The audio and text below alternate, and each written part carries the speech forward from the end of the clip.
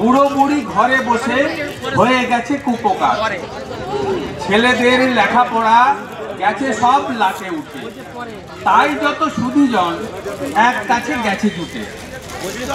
কেউ বলে চলো সব থানাতে ডায়েরি করি, কেউ বলে ওরে বাবা যাস না রে পায়ে ধরি, কেউ বলে তার থেকে বলো এমএলএ কে আমরা কেমন আছি একবার জান দেখে, কেউ বলে চলো যাই বলে দেখি ভালো মুখে, ভলিউম কম দিলে।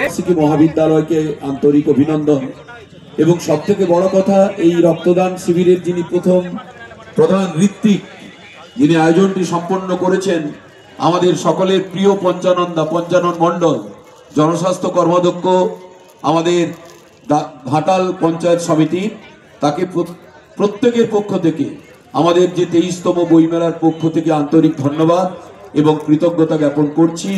এবং তার কাছে আমাদের প্রত্যাশা তিনি গোটা ঘাটাল মহকুমা জুড়ে এইরকমই রক্তদান শিবিরে আয়োজন করে মুমূর্ষু রোগীর পাশে দাঁড়াবেন। ধন্যবাদ। অসংখ্য